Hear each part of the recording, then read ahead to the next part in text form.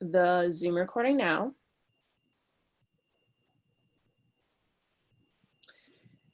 And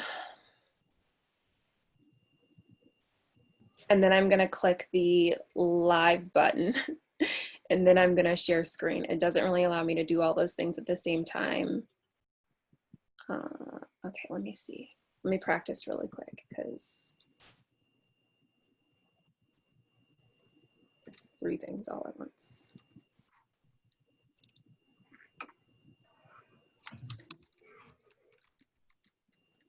Perfect, okay.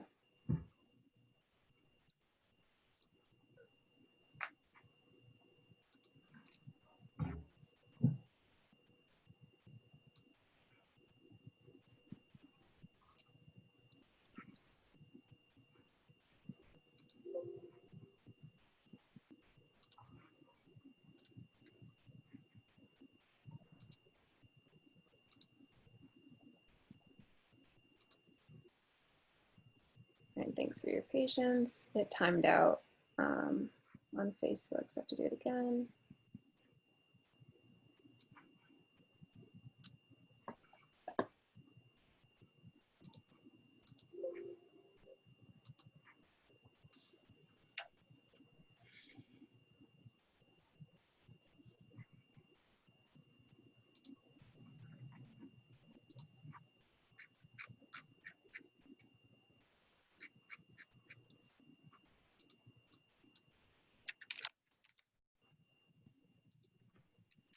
Okay, I'm gonna go live in 3, 2.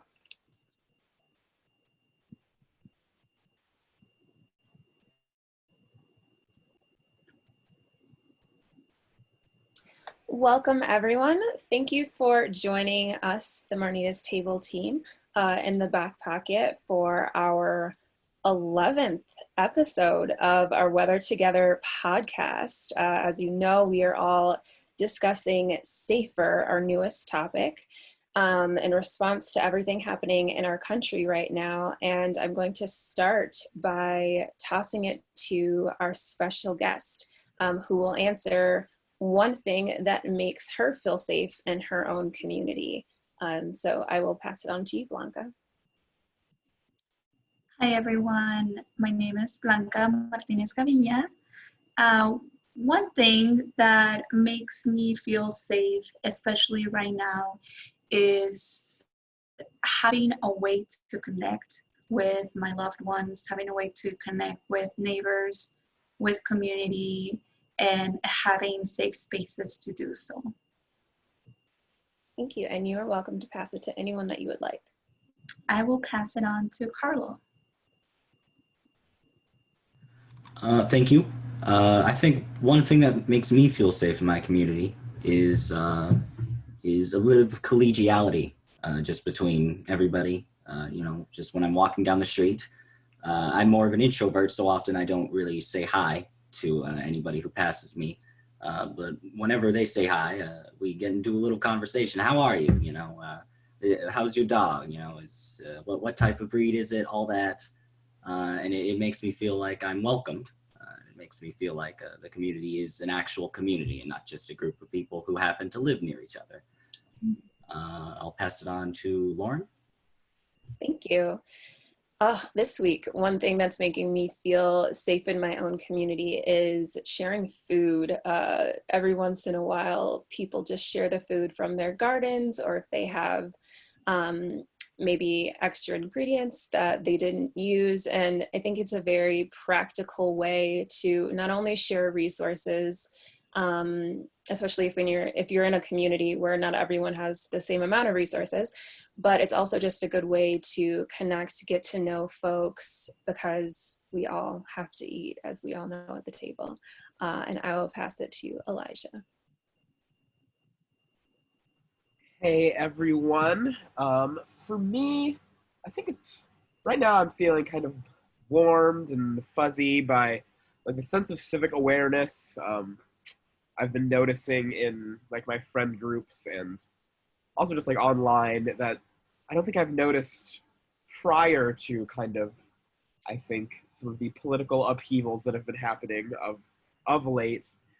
I'm finding a lot more of my friends know what's going on politically in the country, know what's going on a civic level, and I think just having friends, and especially like white friends who I don't usually talk to about this kind of stuff, have a more grounded understanding of like things like racial issues in America.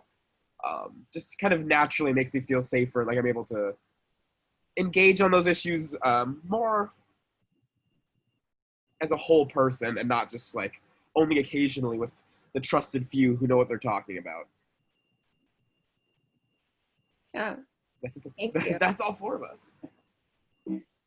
All right, so let's dive in. As you all know, we've been talking about this for a few weeks now.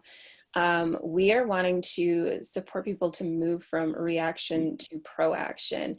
I think we've all seen all across the country how people have responded and are reacting, but in planning for the future, what is it that we can do to actually weave equity into everything that we do, either at work or in our community? What are ways that we can collaboratively come together to build the future that we want to see? And the way that we are doing that is through our conversation called Safer. And so we are combining four of our most popular topics: healing from trauma, decision point, which is all about reducing the number of kids of color in the criminal justice system, engage, which is all about building civic engagement, and then building bridges and breaking bread, which, as most of you know who have been listening, we had Andrea Jenkins on our call a couple of episodes ago, and we've been in collaboration with them for a few years now in the neighborhood where George Floyd was killed, to build bridges amongst the divided neighborhood. And some of our goals are actual policies. We want people to feel as though they're being connected authentically. As I mentioned, we want to heal from trauma. There's been a lot of trauma in our communities, as we all know. We want to build something that can be reproduced in other communities, because if one community is whole, well, that's not necessarily helping everyone else. We want to inspire more civic engagement, build community, and just increase overall public health and safety for everyone, especially Indigenous, Black, and Brown people who have not had that yet. And so I want to pass it to Blanca again, our special guest for the day, and allow you to just say a little bit more about yourself, maybe how you came into the table circle, and what you are doing now. So again, my name is Blanca, as you can see, and most of my work in my life I've dedicated to creating, supporting, and uplifting access for communities that are often left in the outskirts of our society. So as being an immigrant first generation college student, I tended to always be a bridge from not only for my parents, but also for my community. And as I began to gain access to not only wealth when it comes to maybe earning a little bit more, but also wealth when it comes to access, I realized that I was really a bridge in creating some of those, bringing some of that back to my community. And some of them worked at the Minnesota State Senate for about 5 years. And then after that, I worked with Martinez table for about a year and a half, really doing a lot of the civic engagement and community engagement in different campaigns. And right now, for about a year now, I can't believe it's almost been a year, I've been working for the city of Richfield as their executive analyst. And again, focusing on policy, focusing on ways that we can create more accessible systems for everyone in our communities. Thank you, Blanca. It is such an honor to have you with us today. Thank you so much for having me. And just so you all are aware, this podcast episode is being live and recorded on Facebook Live. And we will be posting this next Thursday morning at 10 o'clock Central Time. So to dive into our conversation, I'm going to go ahead and pass it to Carlo and let you choose any question that you'd like and then pass it to the next person.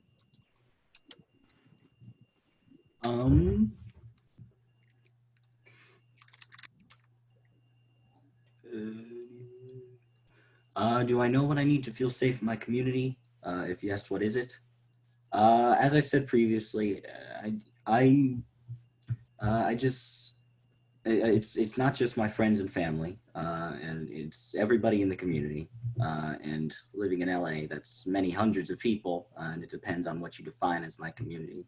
If you define it as my town, my county, my city, etc., it could be millions of people. Uh, what our community really needs just to feel safe we just need to talk to each other more, honestly, and that's one of the things Martinez Table is all about. It's just recognizing and understanding that we are all in the same country, we are all in the same boat of this crazy thing called life, and we have to work together in it, whether we like it or not, right? I'll pass it on to Blanca. Thank you, Carlo. I think for me, it changes, and I feel that I honestly do not always know what I need to feel safe. And that realization really came to me when the other day I was sitting in my kitchen and then I heard this loud boom, and automatically I started like grabbing my things, and I realized like why am I doing this right now? And just to give you context, I live about four or five blocks away from where George Floyd was murdered, and having seen the transformation of my community and being able to be part of that process, there hasn't been a time I feel that I have taken to really step back into my body and understand how much trauma continues to surface. And I just don't know what exactly it is that I need to feel safe. I think that as an immigrant that left the country that is currently experiencing, I'm originally from Mexico, experiencing pretty much a civil war with a lot of the war on drugs that is happening there, and coming here and seeing the violence against people, Black people, people of color, Indigenous people. It's a continuation of trauma that has existed for centuries.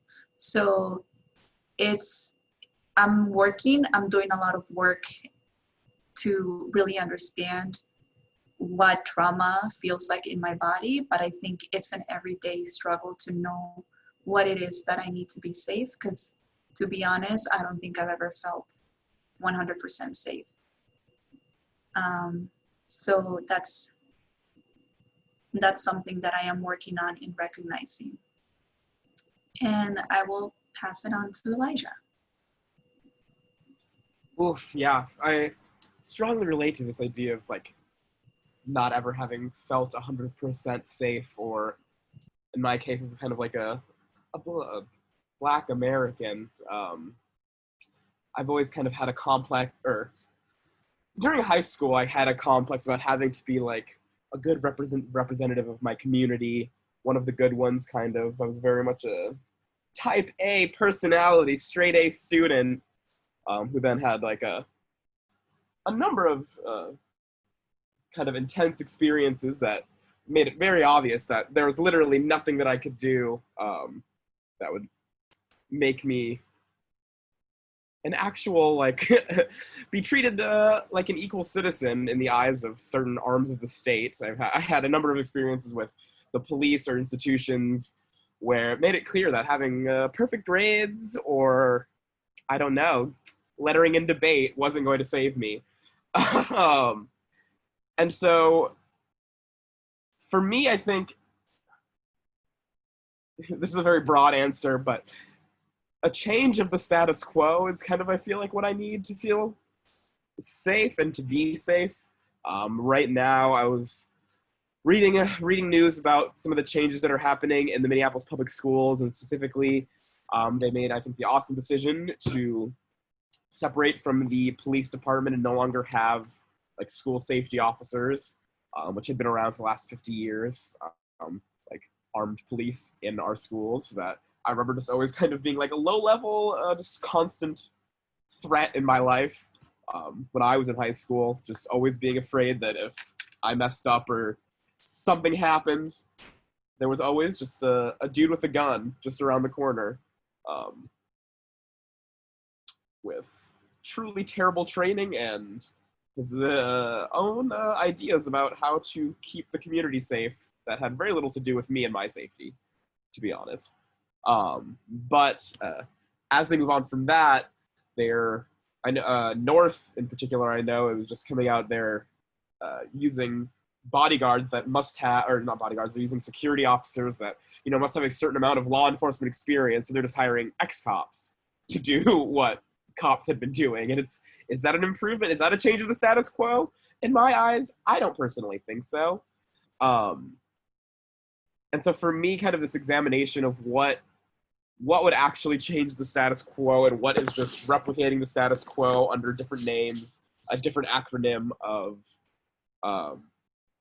from school safety officer to school security, I don't know, bureau. It's like, it doesn't seem very different to me to have ex-cops doing the same job that we kind of determined that we do not want cops doing. So yeah, for me, that's where I am right now. And re-examination of the status quo and how to meaningfully change that. And I think that has to do with the moving from theory to embodied practice. To you, Laura? Yeah, thank you. I'm just going to respond to some of the things that you all brought up. Elijah, what you were just speaking on, I've only listened to a couple of the school board meetings lately, but what's been interesting to me is that not all schools and not all neighborhoods revolving the schools feel the same. And it brings me to how we are all one system, but we're all having very different experiences. And I want to recall, and I may have some of the details around this, not all together, but I do know that there was one school, I think, in North Minneapolis, which for those of you who don't know, there are a lot of Black families. A lot of families of color in that community who have been there for generations. And a lot of them have created relationships with some of those officers. And so what works for one school may not work for another, but we have to make these blanket decisions that kind of impact everyone. And so it's difficult, right? It's difficult, I'm sure, as Blanca knows, from a leadership level, but then it's also difficult being a community member that then has to live with the decisions that are being made when maybe you and your specific school didn't necessarily have an opportunity to give that input.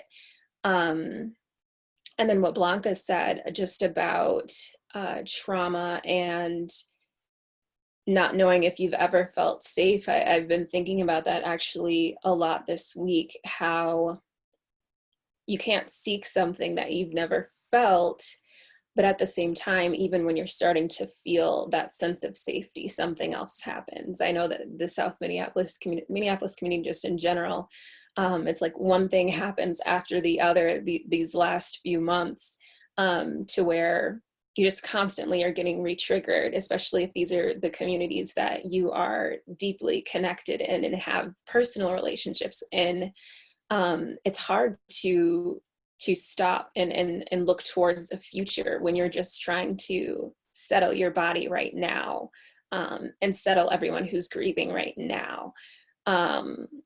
So yeah, I'm really thinking a lot about what you all said. So thank you. And I will pass it back to Blanca just to switch up the flow a little bit.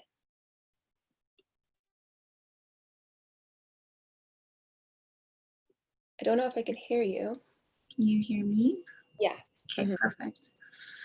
Do I pick a question now Yes. and then I answer it, or do I pass it on to someone? And then you answer and then you pass it on to someone. Okay, perfect. I'm gonna go with, do you have a role in making your community safe? If yes, do you know what your role is? I feel that we all have a role, and especially right now when we are going through completely unprecedented times, um, there is definitely something for all of us to do.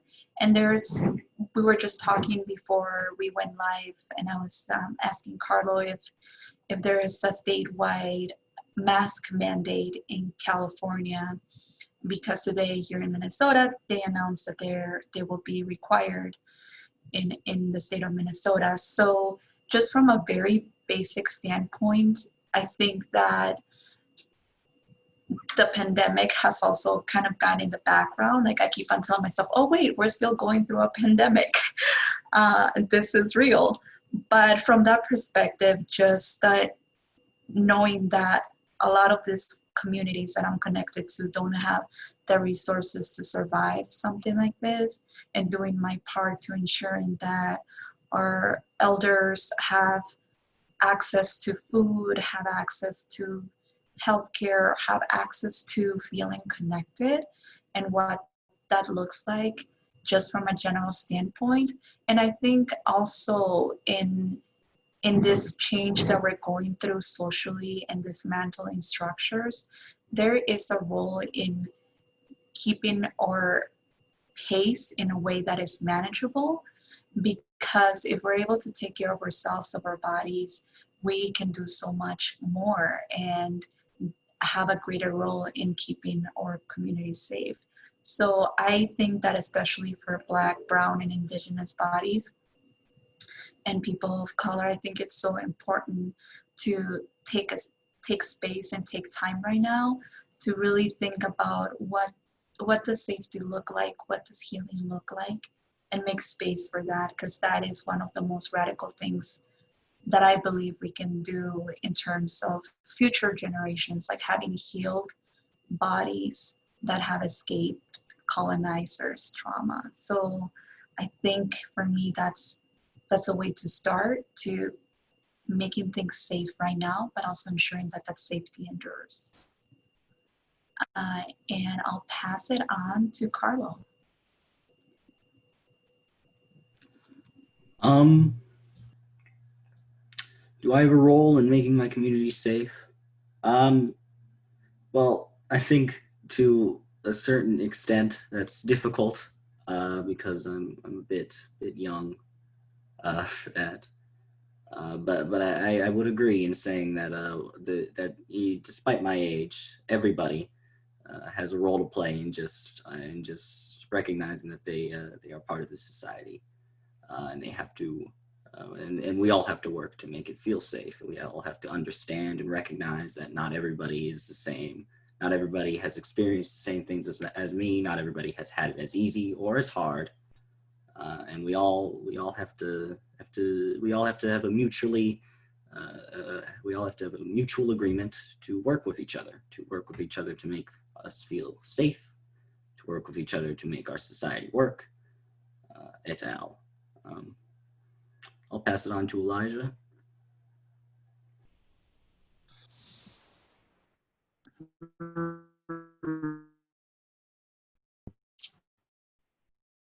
I don't know.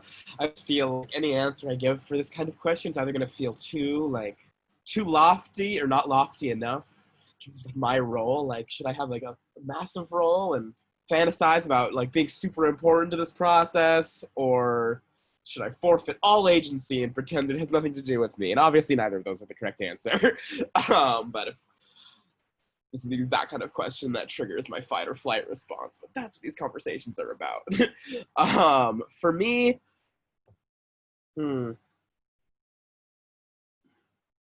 I mean, in my role at Martinez table, it is like literally just last evening we were having a conversation about the future of healthcare with one of our partners, Foresight, and I had this great moment in the room I was facilitating where I still I'm still surprised when this happens, even though it happens all the time in our work.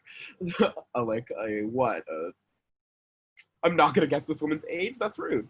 A middle-aged white woman, said, like this really awesome Nigerian woman kind of shared her story about racism in her field, and just racism she's experienced. And this middle-aged white woman responded with, "Wow, it's worse than I thought. I didn't know all this stuff was kind of still happening." And I'm just still always so surprised that there really are people out there. And based on the rest of the conversation, she really was like well-meaning and tuned in and like wasn't just, a head in the sand kind of person, but I think had bought into some of the, I don't know, I guess maybe Obama era, like we had a black president, maybe things have moved forward kind of hype. And so for me, helping people realize that those kind of things, we still have a long ways to go. I think she actually used that exact phrase. That was her realization, is we have a long way to go. And I think helping people who might have been resigned to the idea that history is a flat line, like a straight line to progress, and all these other ideas that are kind of that placate people and keep them from turning theory into like embodied practice. I think that's what I both enjoy and am occasionally good at doing, is helping people move from that point. So yeah, if I would say I have a role, it's to continue to have discussions where I help people realize that the fight is #not over, and we have. I was about to try to use a sports metaphor, and I'm not going to do it because I'm going to embarrass myself. So never mind. But there's a long way to go. I believe I give it to Lauren. Yeah, you actually took what I was thinking. I was actually thinking about the calls that we've been having in another project about the future of health. And last night, our group started having conversations about how your role may or may not be something that people understand, but that doesn't diminish what it is. We were having conversations about organic gardening and beekeeping and just all the things that keep like our planet alive. I love that beekeeping keeps coming up in our lives right now. I'm just very about the beekeeping. I mean, but it's all those little things that sometimes we don't even, it's not even little, like that's a huge part of making sure that we have food, right? But because often we've been so disconnected from the way that things work and we just kind of live in our own little bubble, it's so easy to think that one thing is more important than the other. We were also just talking about the importance of diving into history and how, kind of like what Blanca said, like if you don't know how we got here, then how can you really make a plan to move forward? And even me as a Black woman, I'm in a book club now with a bunch of other allies, and I'm also learning. It's me, another teenage young Black woman, and her mother and some of her mother's friends. And we've been learning not only about what US history is, but we're also trying to go back to like ancient African civilizations and like learning about indigenous tribes, like what was going on before all of this happened. There's like a pirate podcast about how the Portuguese came, and at first it was them just kind of dropping on the ground and taking people. There was no system in place for this, and it's just interesting to follow the progression to see, okay, like this is actually how we got here, because without that information there's no context for any of the things around you. Yeah, yeah. And I will pass it to Carlo, and I think we're running up on we're running close to time, so I think we'll maybe do one more round and then go into circle. Um, well, I was just, it just reminded me of a quote by Diogenes. The foundation of every state is the education of its youth. And as you said, whether you're a beekeeper or you're the president, you have a role in your community because everything you do makes the community function. And that goes for just about every single person. Without them, our society would not function. And although I am a kid, and although I don't really work too productively, um, I have the role to play in that, as Elijah said, and as you expanded on. I'm always gathering knowledge, and I'm always trying to teach just with everything I do, just in conversations, really. And it's just gathering wisdom through experience. It's the duty of my teachers to get me to a point where I can take over the roles of a functioning member of our community, and it is my duty to accept their tutelage, and it is my duty to flourish under it. So yeah, um, I'll pass it on to Blanca.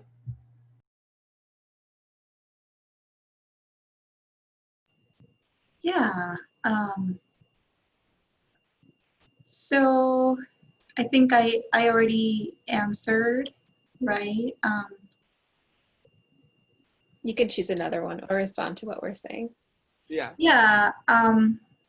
It just really got me what Carlos said right now, and that quote really got me thinking about one thing that my roommate mentioned that really stuck with me, and she's doing magnificent work around the Minnesota Healing Justice Network.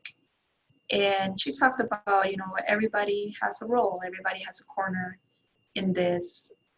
And it is so true. And it is so true what Carlos said. And I really appreciate you, Lauren, saying like how we all have a role and we all have been playing a role. And I think one of the things that I have seen lately that have been really encouraging are these discussions, right? In sharing what is it that we do.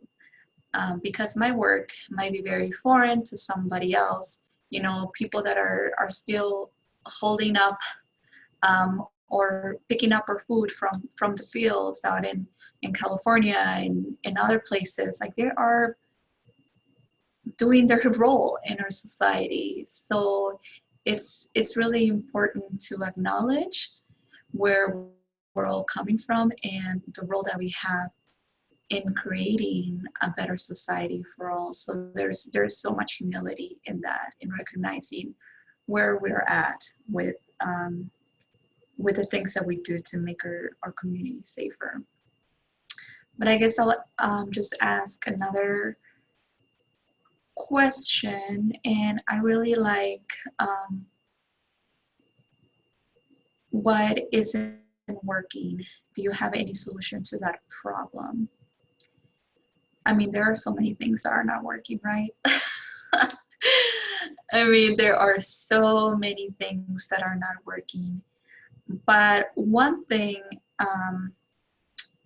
that I have noticed that is not working is the lack of dialogue, right? There just doesn't seem, and as at Martinez table, one of the main values is to listen and to break bread together and to find commonalities. And I have often seen people hiding behind not necessarily their values, but just their opinions, and not engaging in conversations, and not seeing each other's humanity. And again, going back to the concept of our roles, like not seeing our roles and valuing each other's roles. So I think one of the things that I believe it is not working is, again, the lack of conversations that I see happening, and especially here in Minneapolis and in the Twin Cities. Some people have completely checked out. Some people are doing certain things. And one of the things that really bothered me, it was just very briefly this conversation that I had with a friend. And they said, if you're not out here in the protest, then you're against us, right? And I was shocked to hear that because it's such a black and white. And I said, I can risk getting COVID. I'm one of the primary caretakers for my parents. My parents are elderly and are at high risk. Like, you can't put me in that category of, if you're not doing this, then you're against us. And I think that was an eye opener as to how is it that we can hold each other accountable, but also show grace. And in understanding that there has to be different roles, and all of our roles are different, and all of our roles are important. So I think these conversations are what is life-changing and supporting that sustainable, systemic change. I will pass it on to Carlo.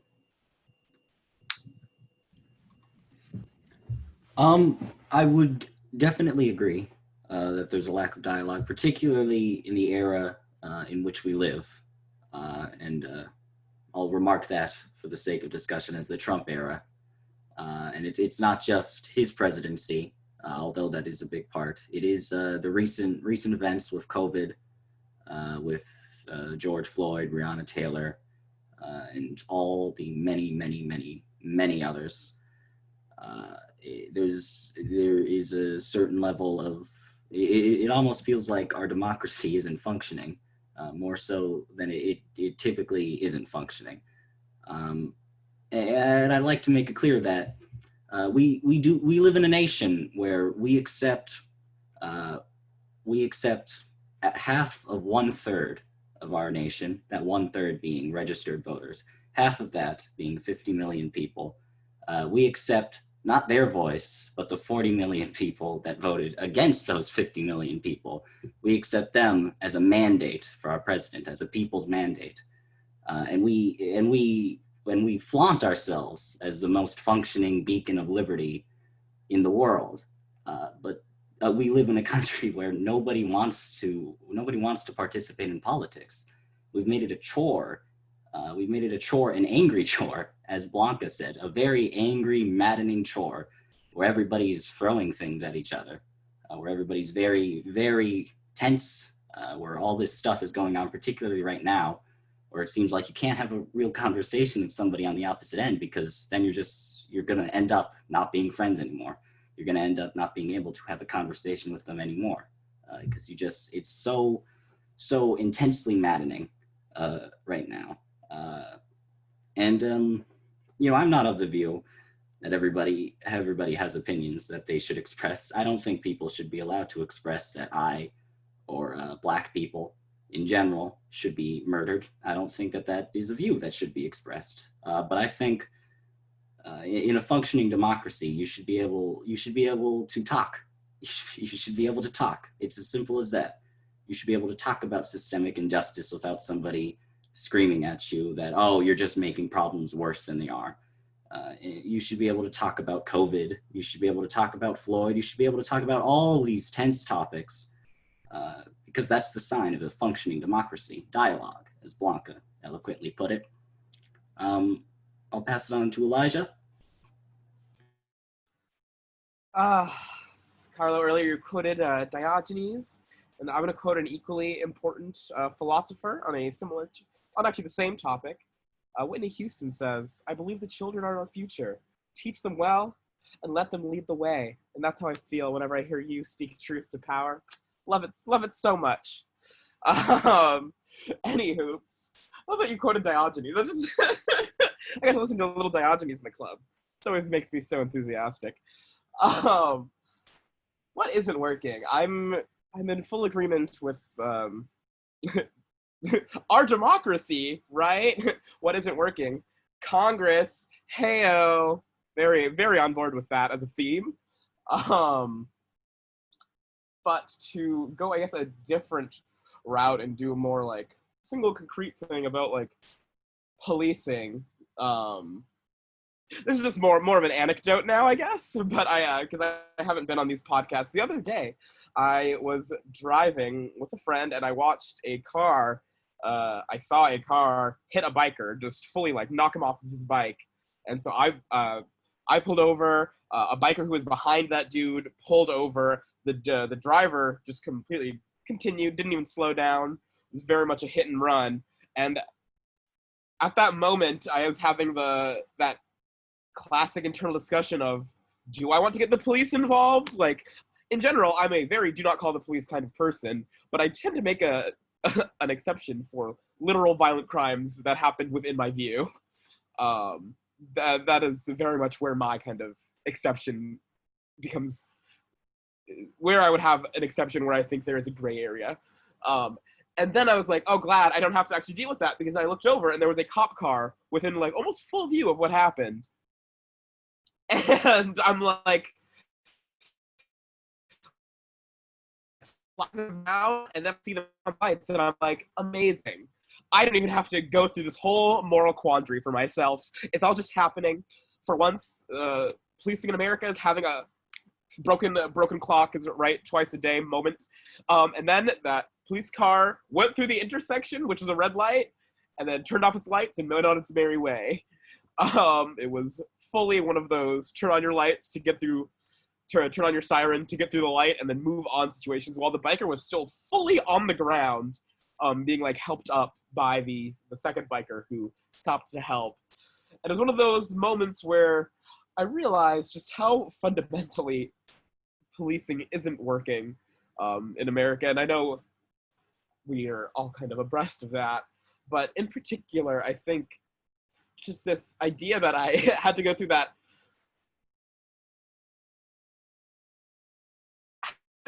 we're calling institution who one would call this is the exact kind of situation where people who are very pro police go, well, what are you going to do when you see X? Don't call the cops, because if you want to reform policing, then you shouldn't be able to have access to that resource. And then the one time I needed that resource, hypothetically, or I saw a need for that resource, it was just completely useless to me. It was just so fundamentally the opposite of what was needed in that situation. I've never seen like everyone who was witnessing it's like, it was uptown Minneapolis, so in particular, none of us had particular trust in the police, but all of our trust in the police just fundamentally, all of that momentary, the lesser of two evils dialogue that we were having, just completely evaporated into, yeah, actually, no, you go along your way. You're not a help here. So for me, that's what is not working. I've been waiting to share that anecdote because I haven't been on the last few podcasts. But for me, the complete lack of relationship with policing and its community is not working. Bam.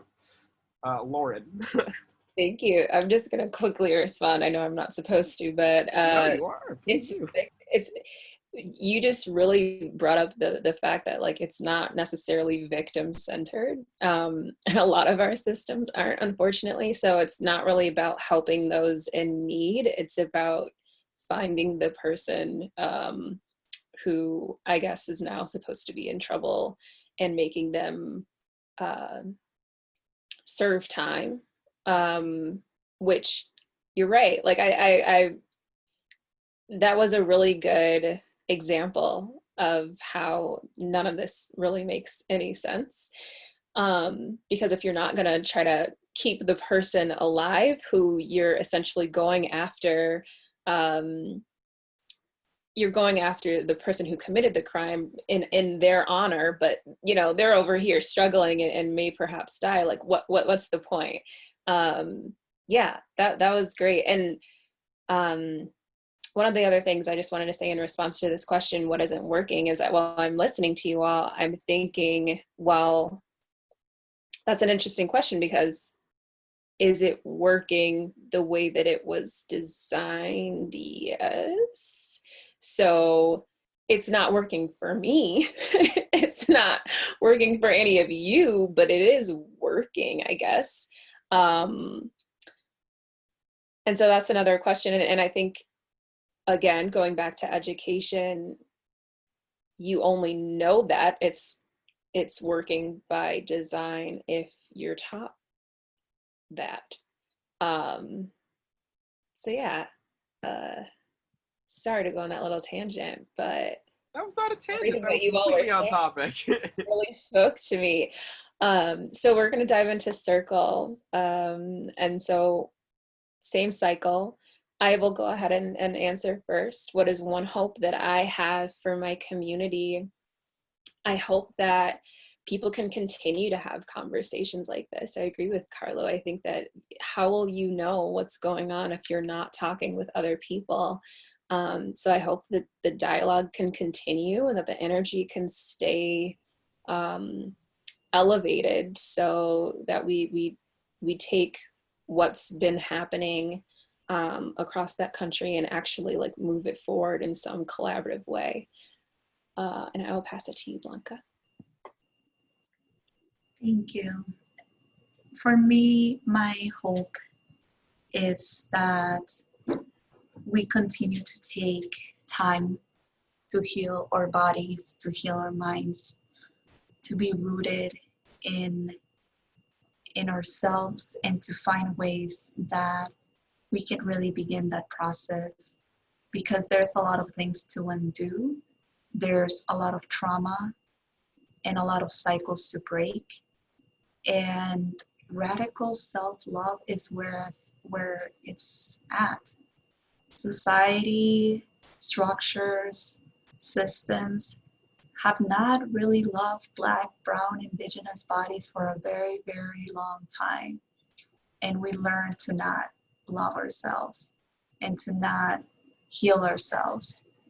And I think we owe it to the many, many generations before us, and we owe it to many, many, many generations in front of us. So that is my one hope, that we can take the space and time to heal. And I'll pass it on to Carlo. I believe that, or I hope that everybody in my community, which expands to from the West Coast to the East Coast, and everything betwixt and between, that we can all recognize that we don't live in a country where you need to be right or wrong, left or right, black or white, as Blanca put it. The choice is not always good or evil. And for example, as I previously said, we live in a country where we pretend 1/6 of the population is a landslide or a mandate for somebody to lead the entire country. And when I said that, and I've said that before to different people, I've been told that I hate the United States and I hate democracy. Frankly, it confounds me that we live in this nation where we are able to say everybody has the right to express their opinion and everybody has the right to critique this or that.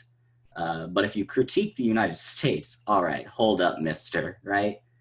I think we should all remain critical, and we should all understand that just because the United States has some problems, and it has many, many problems going all the way down to its roots, going all the way down to the gardeners who planted those roots. It doesn't mean we hate America, and it doesn't mean that when we say we want to abolish the police, or something of that sort. It doesn't mean that we want people to remain unprotected. It doesn't mean that we hate white people. It doesn't mean this or that. It means that we love white people. It means we love all people. It means we love democracy. It means we love the states. It means we love the world and we love everybody in it. And because we share this deep and profound love, we want to help people. And we want to do everything we can in our power, even if it means destroying some old systems and organs of bureaucracy that were once meant to perhaps protect people. Or as Lauren said, maybe they still do protect something, some faraway force that does not encompass any of us on this podcast. Because we love people so, we want to make things work for them and make things work for us. I'll pass it on to Elijah.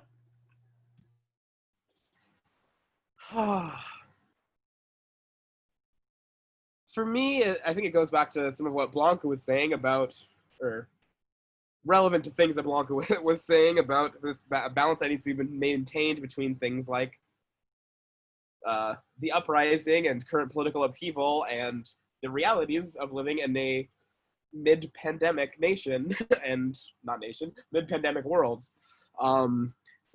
And for me, more than anything, I just hope that we can all maintain our ability to do that healthily without like losing our sanity, without having to make too many more like tragic trade-offs of, do I go to this thing and risk my health, risk the health of my loved ones? Do I not go to this thing and feel disconnected or whatever, or be judged by people who don't know what they're talking about and don't know my situation, don't understand that I can't risk certain things right now? So I guess the hope is broadly just that we kind of don't let the confluence that is what feels like 10 years that have been compressed into the first half of 2020. Like 10 years of like life changes, it feels like I've gone through in just 6 months. That we don't let it keep us down. That's me. Yeah. Lauren. Thank you so much, Elijah, and thank you, everyone. This is a great episode. Thank you, Blanca, our special guest for the day. To all of our listeners out there, this episode will be available on Thursday morning at 10 Central Time. Thank you so much. Thank you. It was a pleasure. Yeah, it's lovely to see y'all beautiful faces. Glad to be on the podcast. All right. Goodbye to all of you out there in Facebook Live land. We will see you next week.